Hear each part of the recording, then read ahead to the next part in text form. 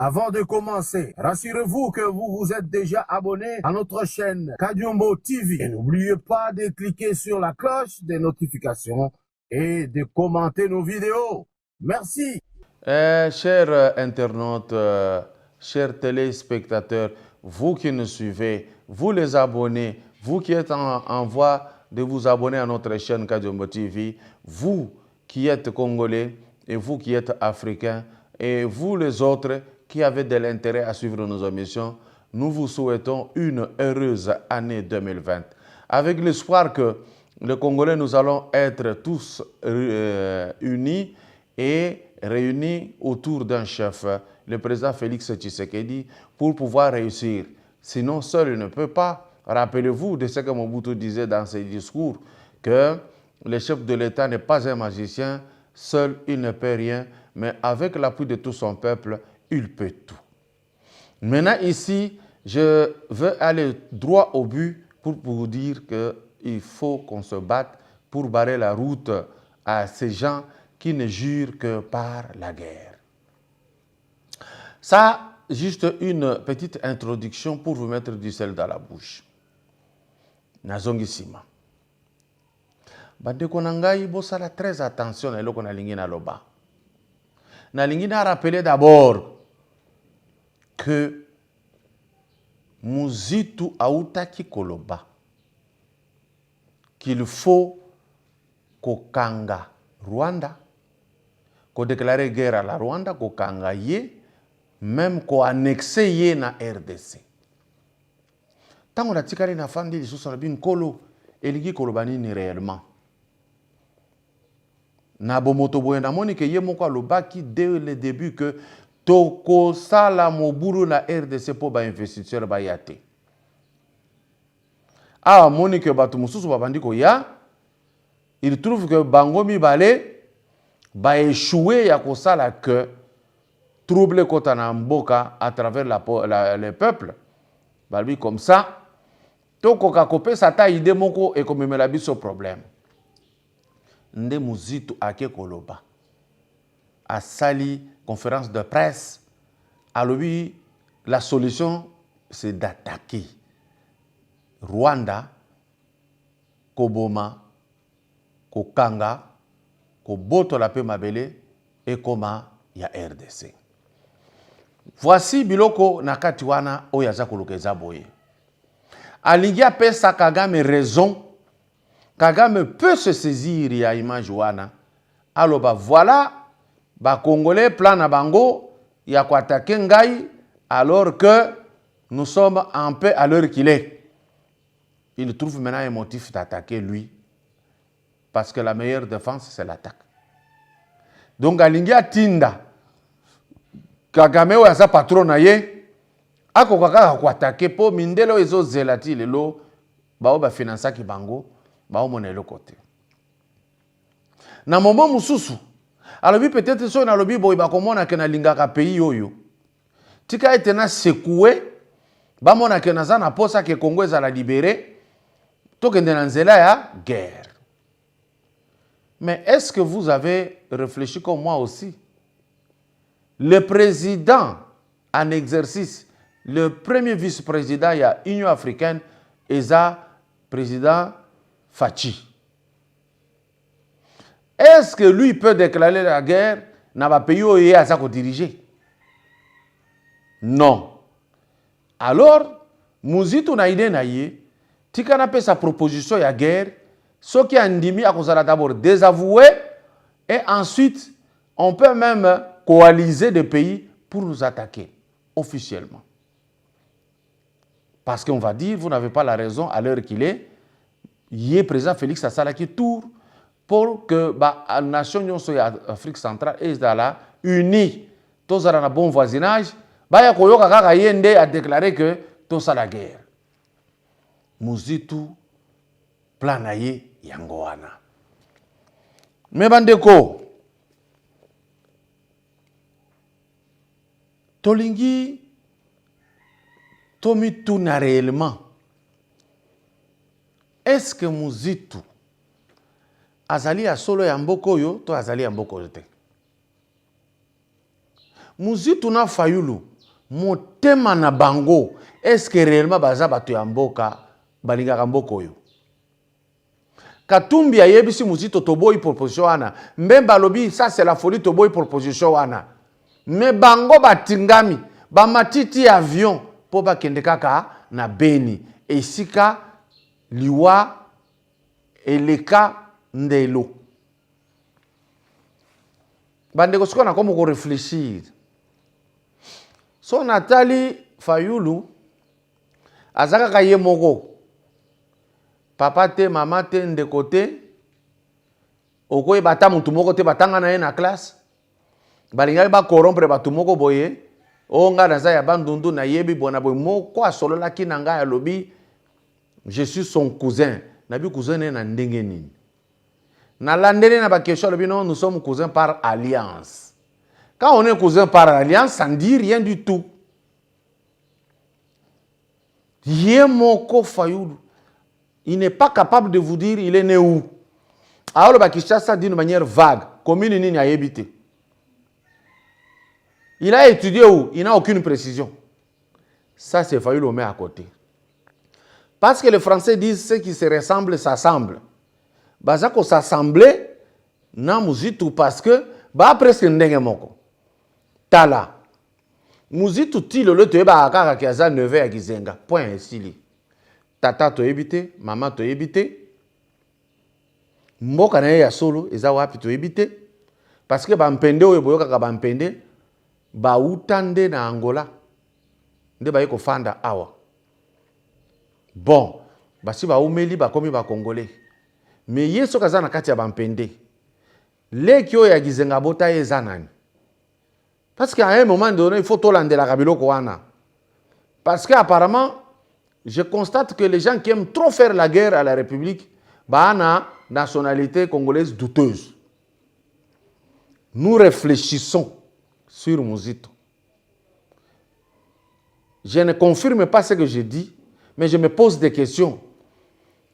Jusque-là, Toyoka Hakaka, Neve Agizenga, Bongo Mama Azawapi. Pour que Gizenga pe, tout le monde a solo ba bota mingi na Gizenga mama wana. So tu te découvrir maman, tu es plus loin. Bongo papa, maman to moni bongo papa. Parce que apparemment, et belé bazako linga guerre salima, ba na intérêt mon côté awa parce que bazako se reconnaître ya awate. Ça c'est très important. Mais cela ne veut pas dire qu'un étranger ne peut pas aimer ce pays. Il y a effectivement des gens qui sont étrangers qui aiment ce pays. Nous avons un exemple. Les Indiens ont un supermarché. Prix na bango, eza muke, ok, zando kuti yango, zongi awa epa na bango kuti yango. Mais tandis que les véritables Congolais des pères et des mères, ils ont un intérêt belé. Et puis, ils ont la population na bango. Donc, quelqu'un peut être étranger, mais il aime réellement notre pays. Na Lubumbashi, Tozana M. Nazem, qui est un sujet libanais, qui s'est naturalisé congolais, a monaka pasi mingi ya bakatange pona kozwa mai, a salama boulou ba forage ya mai ya propre, a pesa ba population ofélée.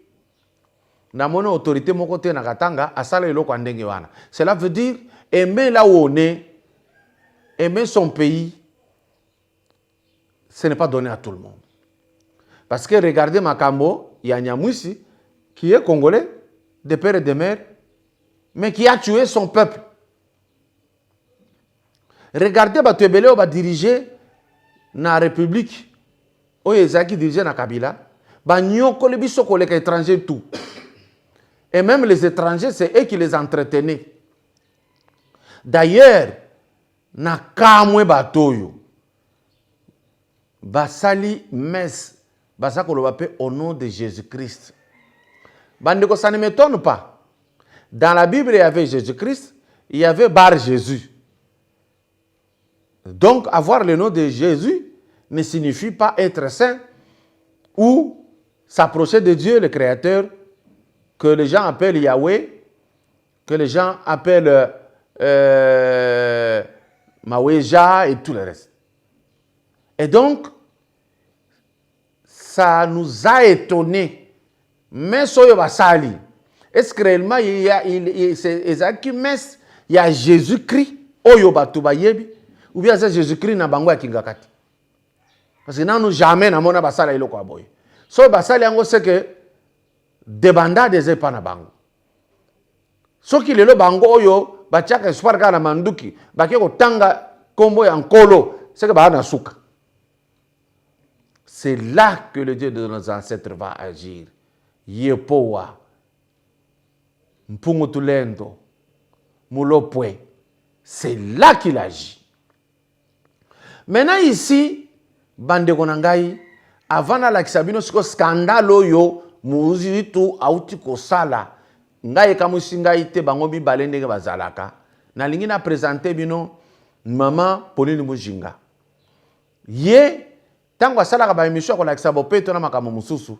Na senga ki ena no akota na biloko oyo etali ba médecine te oyo ye atanga ba science infirmière. Bota la image ndenge za koleka ba photo nyonso nazo la kisabino wana aza période azo zo diplôme na ye ya misato.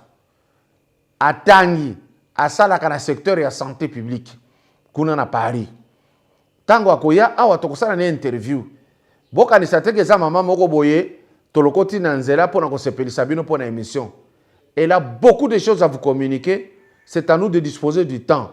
Et la distance qui nous sépare de la RDC à la France fait que atinda kaka eloko na no mike avant tokoma na matériel lolo yoko banda ko pesa biso possibilité ya ko salaka biloko minene. Nous espérons que ça va aller d'ici 2020.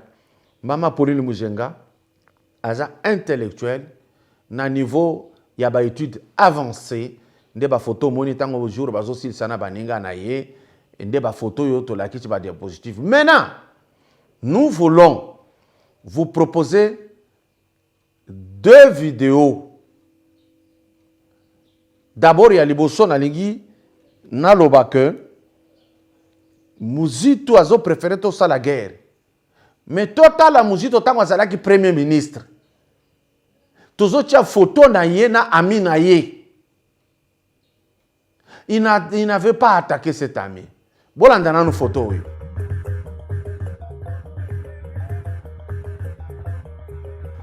Photo Bolandi, eza Muzitu na Kagame sur le tapis rouge. Wana Kagame ayaki ao. Muzitu aza premier ministre. Pona nini ya yebaki ke Rwanda nde eza kotungisa biso ebomaka biso akangaki yete. Mandat na nyonso ya premier ministre si là. Muzitu n'a rien fait. Alinginde président Félix Tshisekedi akoka kozwa problème wana. Oyo bango bazaki ko entretenir. Tocha siko vidéo bolanda lisusu Muzitu na ba Rwandais tomone eloko malonga ya salaki. Tolanda vidéo yo. De Kitoi, territoire de Massimanimba, dans la province de Kwilu, qu'il va finalement retrouver la trace de ses troupeaux avec l'aide de la population locale. Après investigation, il s'avère que ces éleveurs proviennent de la province du Sud Kivu, précisément à Uvira, en passant par Mbujimaï dans le Kasaï, via Kalemi dans le Katanga, avant d'atteindre les provinces de Kwilu et Kwango sous l'œil impuissant des autorités. Donc, Bomonike Muzitu, Barwande bazana bandundu, aya sololi na bango akenda, ti lelo apesa bino rapport te que e komandenge nini. Rwande wana zolo bakutu que na pesa ki ngombe pona kozwa mabele oyo. Ngombe moko azui mabele ya bandundu. Muzitu n'avait rien fait. Balobi bako sala 5 mois bazonga bazalaka wana ti lelo. Muzitu azina no makasi ya kolongola bango te na bandundu ya lobi epai na bango. Mais azako tinda. Gouvernement congolais est déclaré guerre dans les néants. Biso tozo sala évacuation à force du mal dans la République. So to kutani na territoire na biso na Rwandais o yaza ko sala mobulu atei.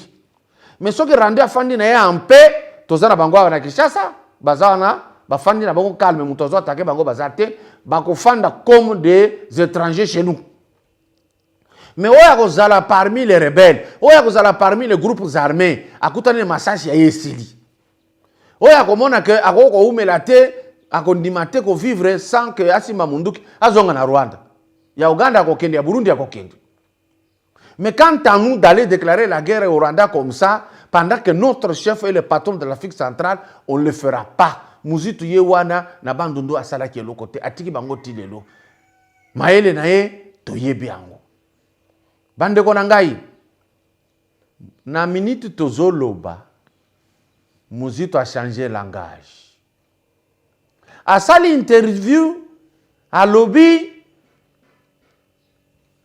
c'est inutile à cause la guerre contre le Rwanda. Bango po na contradiction ba matata na fayulu. Auti ko la semaine passée qu'il faut attaquer le Rwanda pour annexer yango. Et où milité wana changer le bité guerre te. Toyo kanana Rwanda wana Muzitu azolobo. To signer na bango papier wana Muzitu azolobo.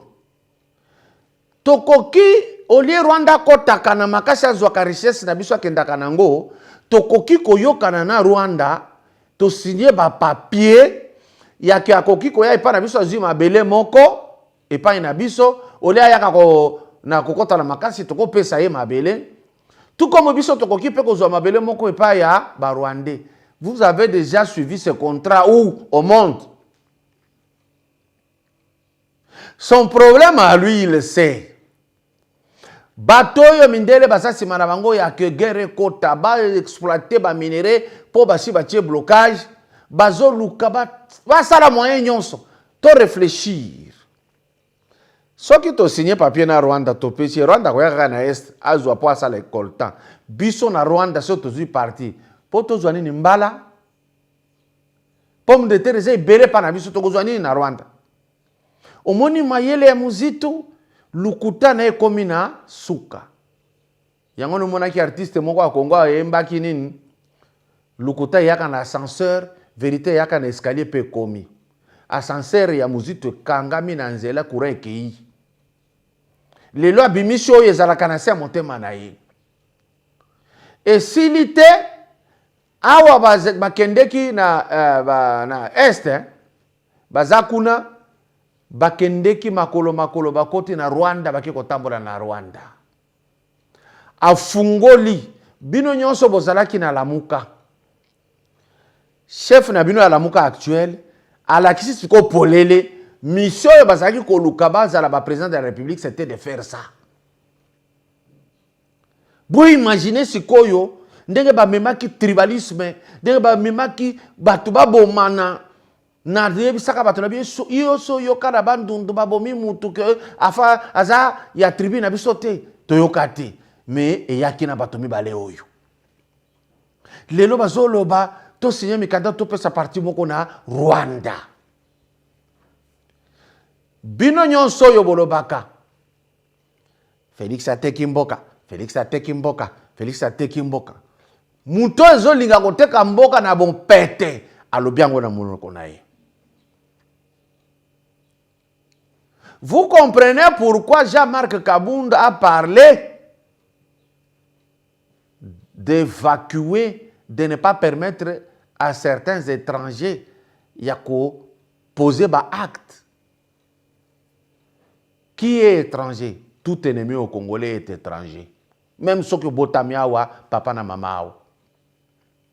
Et c'est clair. Mais tika to tia vidéo boyeba que Muzitu baye depuis kala. Biso nde to sala ka attention te biso pe to za ba émotif biso to linga kozala lié na tribu trop. Tozo couvrir courage azuaka po nanu boboya yete. Yangwana lui gizenga bengana ka ye na palu parce que ayeba ki muto yo papa na ya bokola a bengana yi. Il ne peut plus parler au nom de la famille Gizenga tel qu'il est là. C'est déjà fini. Bolanda vidéo oyo, un véritable fils du Bandundu a télémaka po a beta Muzitu. Dans la vidéo. Sous-sol, on a mis ça par richesse. Et ça, va contenir. Nous ne faut pas besoin de tout ce que tu es en train de dire là. Des économies, nous ne faut pas besoin de ça. Oui, mais souffrance, nous va s'accouler bien. Oui, le peuple va souffrir.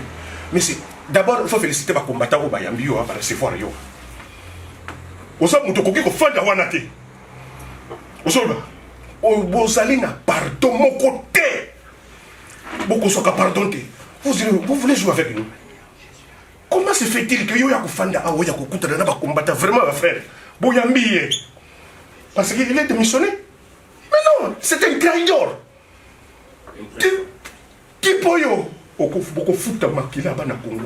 Alors, bon moni Argentine, ndenge alingaki abeta muzito. Alobi yo. Alobi boko permettre muto yo te aya wa koloba. Ayebi le méfait de muzito. Bino bozaraka simana bozoko komisa, j'ai vu même déjà écrire que c'est une bonne option bona boy. Rien.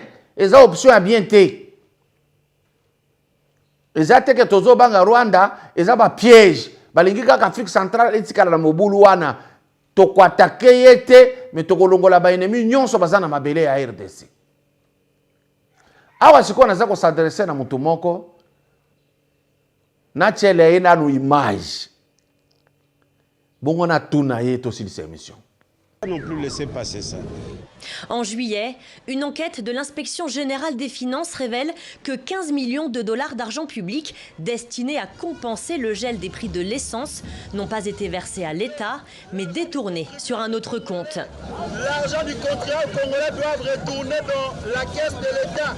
Ont aussi répondu présents des membres de la coalition Lamuka. Omoni sikoyo yo na uti kola César qui marche. Il y a CLC. Naza kotuna sikoyo professeur Ndaiwel. Na la kisio marche bosala ki pona 15 millions de dollars. Sans preuve que Cameroun de muto azwaki, mais bosala ti marche professeur Ndaiwel. Na répondra ki na lobi Ndaiwel le fait parce qu'il n'aime pas Félix. C'est son problème. Il attaque celui qui est à côté du président Félix, qui est Cameroun. C'est ce que lui faisait. Son objectif n'était pas parce qu'il y a Lingi Mboka. Faux. Rappelez-vous que Ndaiwel cherchait à être Premier ministre. Rappelez-vous. Awa lelo muzito a lobby ouvertement. Tout ça la guerre. Si m'a changé à lobby, to pe sa mabele moko na Rwanda po atika kokota na arme. Atika koya kokobota na malembe to pe se kaka a exploiter. Ndaiwel il fallait au téléma. Au boy ko téléma parce que c'est ton frère. Membemba na katumbi ba yebsi muzito retirer ba parole na yo loba ki wana bazo zela loba a retirer, ça sera difficile à retirer parce que le mal est profond en lui. Professeur Ndaiwel ba uti koiba 200 millions de dollars na Jekamine au sali marche te parce que bato bazui mbongo baza bato ya Kabila. Yango sali marche te.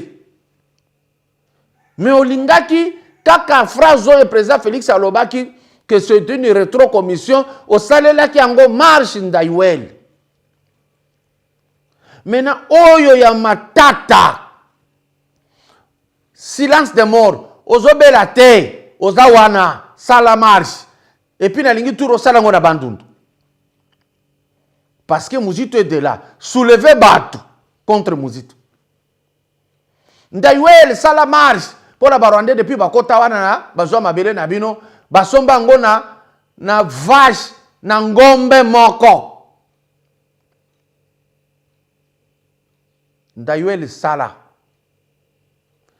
to chaka parti au Rwanda azolo ba combien afuta ki po azwa mabele ya bandundu to cha extrait wana. Ne partez pas, j'ai fait la location ici au chef. Chef de terre. Chef de terre, chef du village, chef de terre. On a fait le contrat d'un an. J'ai payé une vache. Avec d'autres choses d'écoute. On demande si j'ai 250. Bandeko, est-ce que bako kozwa mabele lokola ya bandundu wana na ngombe moko? Et bazui yango Muzito azalaki kakawa. Il n'a rien fait. Mutuneti Muzito, il faut que ça la eboye. Bolanda, insolite oyo, bongo to kabwana. Ndeboye, il faut que ça la Muzito.